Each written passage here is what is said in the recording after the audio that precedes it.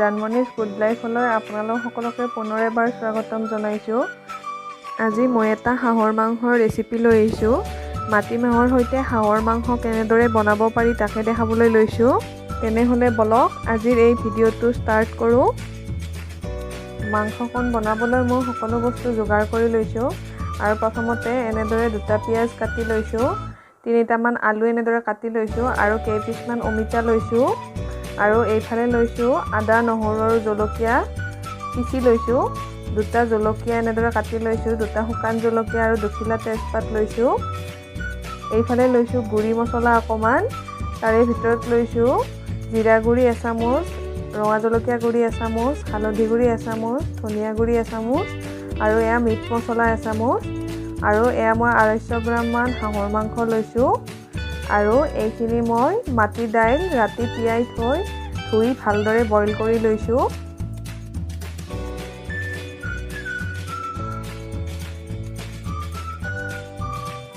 এতিয়া মই গেছত এখন কেৰাহী পাতি দিছোঁ আৰু কেৰাহীখন গৰম হোৱাত মই ইয়াতে অকণমান মিঠাতেল দি লৈছোঁ। মিঠাতেলখিনি গৰম হোৱাত মই শুকান জলকীয়া 2টা আৰু তেজপাত 2খিলা দি দিছোঁ আৰু ভালদৰে লৰাই দিছোঁ। তাৰপিছত মই কাটি থোৱা পিঁয়াজখিনি দি দিছোঁ। এতিয়া মই পিঁয়াজখিনি অকণমান কালাৰটো চেঞ্জ হোৱালৈ ফ্ৰাই কৰি ল'ম।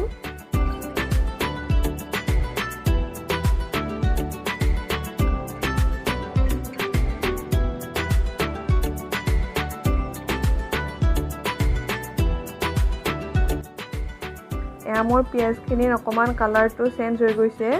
তেতিয়া মই ইয়াতে আদা, নহৰু আৰু জলকীয়া যিখিনি পিচি থৈছিলোঁ সেইখিনি দি দিছোঁ আৰু এইখিনিৰো কেঁচা গোন্ধটো যোৱালৈকে মই ভাজি ল'ম।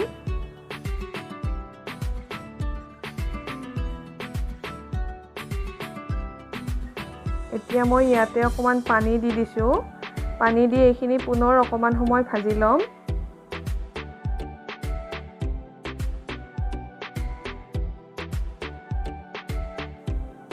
এক মিনিটমান সময় ভাজি উঠাৰ পিছত মই ইয়াতে গুড়ি মছলাখিনি দি দিছোঁ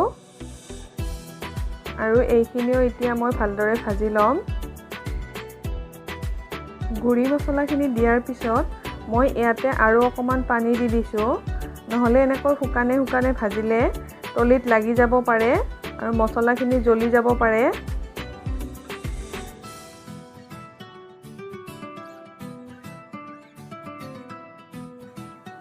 এয়া মোৰ মছলাখিনি ভালদৰে ভজা হৈ গৈছে। এতিয়া মই ইয়াতে মাংসখিনি আৰু অমিতাখিনি দি দিছোঁ আৰু এইখিনি ভালদৰে লৰাই দিছোঁ।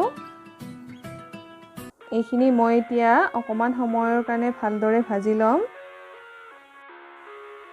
আৰু মই ইয়াতে 250 গ্ৰাম মাংস ব্যৱহাৰ কৰিছোঁ আৰু এতিয়া মই ইয়াতে প্ৰয়োজন অনুসৰি নিমখ দি দিছোঁ।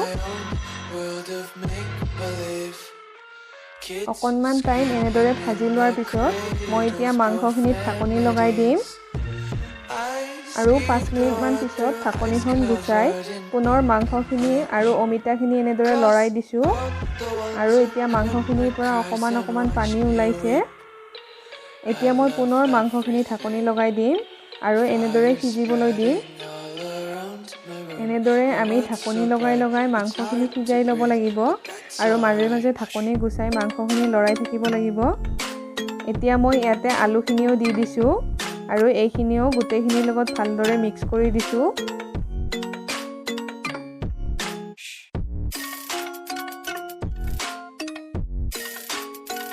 এতিয়া মোৰ মাংসখিনি অলপ অলপকৈ সিজিবলৈ আৰম্ভ কৰিছে আৰু এতিয়াই মই ইয়াতে মাটি দালিখিনি দি দিছোঁ আৰু মাংসখিনিৰ লগত এইখিনিও ভালদৰে অকণমান সময় ভাজি ল'ম। এতিয়া বাতিটো আওখালি মই ইয়াতে অকণমান পানী দি দিছোঁ।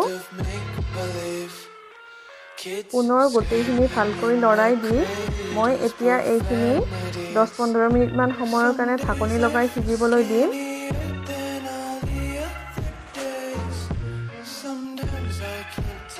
এয়া মই ঢাকনি গুচাই পুনৰ গোটেইখিনি ভালদৰে লৰাই দিছোঁ আৰু এইখিনিৰ পৰা এতিয়া পানীখিনি শুকাই গৈছে। এতিয়া মই ইয়াতে অকণমান গৰম পানী দি দিম আৰু এইখিনি ভালদৰে উতলিবলৈ দিম।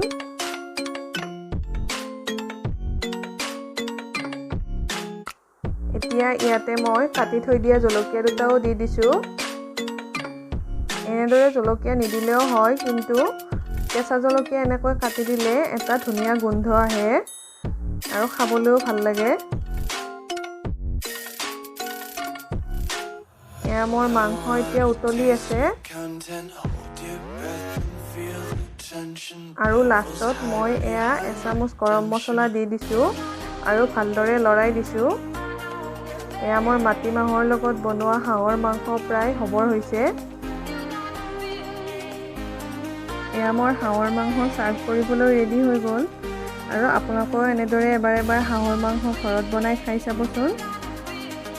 যোনে যোনে হাঁহৰ মাংস মাটিমাহৰ লগত আগতে খাই পোৱা নাই, এই ভিডিঅ'টো চাই আপোনালোকেও এবাৰ বনাই খাই চাওক। আৰু মোৰ ভিডিঅ'টো লাইক কৰক, শ্বেয়াৰ কৰক আৰু চেনেলটো প্লিজ ছাবস্ক্ৰাইব কৰি দিয়ক। মোৰ আজিৰ এই ভিডিঅ'টো চোৱাৰ বাবে ধন্যবাদ থাকিল। তেতিয়াহ'লে পুনৰ এবাৰ লগ পাম নতুন এটা ৰেচিপিৰ সৈতে। তেতিয়ালৈকে bye bye, take care, love you all.